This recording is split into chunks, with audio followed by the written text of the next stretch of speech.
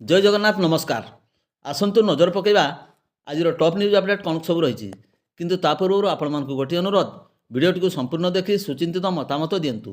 जो मैंने चैनल को प्रथम कर सब्सक्राइब करूँ और आसुवा बेल आइकन को प्रेस करूँ जहाँफल प्रत्येक नूतन भिडर नोटिफिकेशन आप सर्वप्रथम पाइपर। तेज आसतु नजर पकड़ा आज प्रमुख खबर गुड़िक। आज प्रथम खबर राज्य में बीजेपी सरकार 2 वर्ष पूरण होगा जाऊँगी। यही परिप्रेक्षी में आसंता 20 तारिख में मयूरभंजर रायरंगपुर में 2 वर्ष पूर्ति समारोह पालन करा समारोह राष्ट्रपति द्रौपदी मुर्मू एवं प्रधानमंत्री नरेंद्र मोदी जोगदेवार कार्यक्रम रही। यह कार्यक्रम सफल रूपायन पर मंगलवार लोकसेवा भवन में मुख्यमंत्री मोहन चरण माझी अध्यक्षतार एक उच्चस्तरीय बैठक अनुष्ठित होती। बैठक में मुख्यमंत्री कार्यक्रम स्थली में सुरक्षा व्यवस्था सभार साधारण लोकों पर सुविधा एवं पर्याप्त पार्किंग व्यवस्था लगी उपस्थित अधिकारी मानक निर्देश देते। उभय राष्ट्रपति एवं प्रधानमंत्री जोग देउथिबारु कार्यक्रम सुचारू रूपे आयोजन करने मुख्यमंत्री गुरुत्व देवा सह स्वतंत्र दृष्टि देवाक निर्देश देते। यही अवसर में राष्ट्रपति और प्रधानमंत्री ओडिशा पई अनेक गुरुत्वपूर्ण प्रकल्पर उद्घाटन और शिलान्यास करने कार्यक्रम रही। आयोजित उच्चस्तरीय बैठक में मुख्य सचिव अनुगर्ग उन्नयन आयुक्त डीके सिंह गृह विभाग अतिरिक्त मुख्य सचिव हेमंत शर्मा मुख्यमंत्री को अतिरिक्त मुख्य सचिव शाश्वत मिश्र प्रमुख जोग देते। परवर्ती खबर मंगलवार बालेश्वर जिला ब्रह्मपुर थाना केसीपुर पंचायत हाथीकुटर बेहरासार जड़े व्यक्ति निज घर सम्मुख में विद्युत तार कार्य करुवा समय 11 केवी संस्पर्श आसी मृत्युवरण कर जमापड़ी। हाथीकुट ग्रामर कृतिबास बेहरा 47 वर्ष नामक व्यक्ति निज भाई सह विद्युत कार्य करते। विद्युत संस्पर्श आसी कृतिबास गुरुतर भाव तले पड़ जाते। तुरंत मयूरभंज जिला उदला स्थित उपखंड डाक्तरखाना आनी हैं डाक्तर तांको मृत घोषणा करते। एने उदला पुलिस एक अपमृत्यु मामला दायर कर व्यवच्छेदपूर्वक परिवार वर्ग को हस्तांतरित कर। परवर्ती खबर मंगलवार अपराह्न ओडी 01 AV 6084 नंबर विशिष्ट एक कार नुआगाँ पटु मरड़ा आड़ को आसुवा बेले ओडी 11F 3632 नंबर विशिष्ट गोटे बाइक कार को ओभरटेक करुवा समय छटराईपुर छक निकट रास्ता कड़े साइकेल मरामती दुकान में छिड़ा होता 2 जन को धक्का देता। खबर पाई चित्रोड़ा अग्निशम बाहिनी और मरड़ा पुलिस घटनास्थल पहुंची गुरुतर आहत थिबा 2 जन को स्थानीय लोकों सहायतार उद्धार कर किसानताणी डाक्तरखाना को आनी।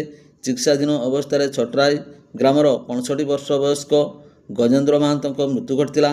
गुरुतर आहत थिबा सही ग्रामर साइकेल मरामती दुकानी 36 महांत बयस 56 वर्ष को डाक्तर परामर्श क्रमे बारिपदा जिला मुख्य डाक्तरखाना को स्थानांतरित कराइथिला। पुलिस घटनास्थल कार एवं बाइक को जबत करी ताको आनिथिबा बेले दुर्घटनार प्रकृत कारण तदंत पर जना पड़िबो बोली पुलिस सूचना प्रदान कर। परवर्ती खबर 10,65,035 टंका ऑनलाइन साइबर ठकामीर शिकार होइथिबा नै बारिपदा स्थित मयूरभंज जिला साइबर अर्थनैतिक अपराध थाना अभियोग होइछि।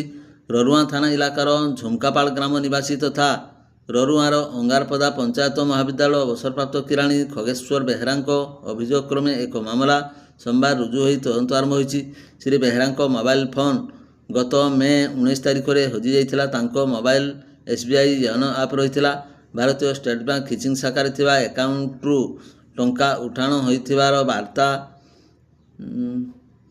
सोमवार पाइबा माते संगे संगे बैंक को जाइथिले।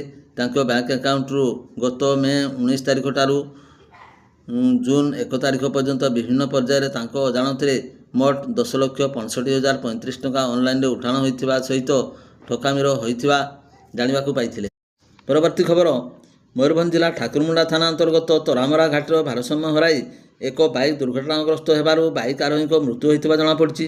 मंगलवार अपराह्न प्राय 1:30 समय नंबर 53 राज्य राजपथर केन्दुजियाणी पंचायतर छेरा टांगरा ग्राम निवासी कला चेम्रू होंक पुओ जागी हो बयस 24 वर्ष कौनसी काम संपर्कीय घर को चिया बेला जाइथिले।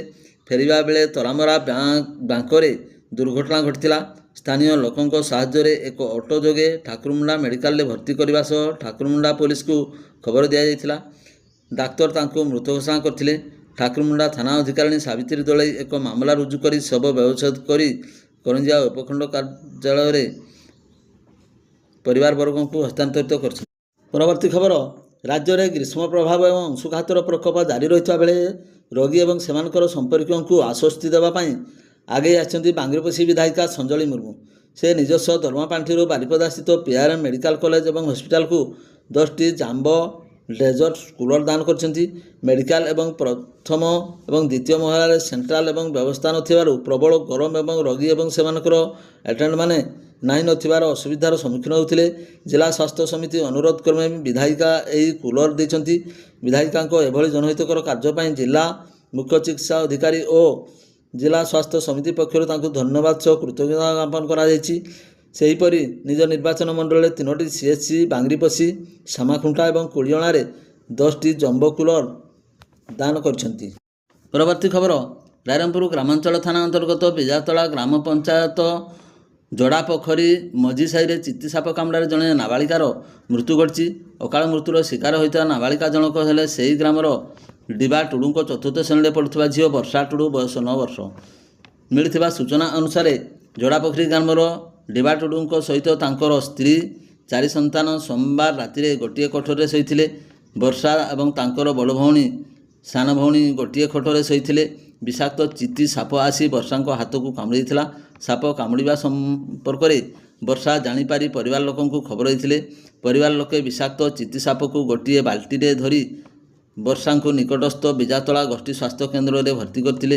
ତେବେ ସେଠାରେ ସ୍ୱାସ୍ଥ୍ୟ ଅବସ୍ଥା ଗୁରୁତର ହେବାରୁ ତାଙ୍କୁ ରାଇରଙ୍ଗପୁର ଉପଖଣ୍ଡ ଚିକିତ୍ସାଳୟକୁ ସ୍ଥାନାନ୍ତରିତ କରାଯାଇଥିଲା। ସେଠାରେ ଡାକ୍ତର ତାଙ୍କୁ ମୃତ ଘୋଷଣା କରିଥିଲେ। ସାପ କାମୁଡ଼ିବାରେ ମୃତ୍ୟୁ ବର୍ଷା ଅଗ୍ରଣୀ ସାମାଜିକ ସଂଗଠନ ମୟୂରଭଞ୍ଜ ଛାତ୍ର ସଂଗଠନ ମାସାର ଜିଲ୍ଲା ସାଧାରଣ ସମ୍ପାଦକ ହାଡ଼ିବନ୍ଧୁ ଟୁଡୁଙ୍କ ସାନ ଭାଇ ଝିଅ ବୋଲି ଜଣାପଡ଼ିଛି। ସାପଟିକୁ ବନ ବିଭାଗ କର୍ମଚାରୀଙ୍କ ସହାୟତାରେ ନିକଟସ୍ଥ ଦୁବଲାବଡ଼ା ଜଙ୍ଗଲରେ ଛାଡ଼ି ଦିଆଯାଇଛି। ଏ ସମ୍ପର୍କରେ ରାଇରଙ୍ଗପୁର ଗ୍ରାମାଞ୍ଚଳ ଥାନାର ଏକ ଅପମୃତ୍ୟୁ ମାମଲା ରୁଜୁ କରି ନାବାଳିକାର ଏକ ଶବ ବ୍ୟବଚ୍ଛେଦ ପରେ ପରିବାରବର୍ଗଙ୍କୁ ହସ୍ତାନ୍ତରିତ କରାଯାଇଛି। ପରବର୍ତ୍ତୀ ଖବର, ବେତଣୀ ଅନ୍ତର୍ଗତ ବାଲକା ଗ୍ରାମରେ ଉଦ୍ଧାର କରାଯାଇଥିବା ଏକ ହରିଣର ମୃତ୍ୟୁ ହୋଇଥିବା ଜଣାପଡ଼ିଛି।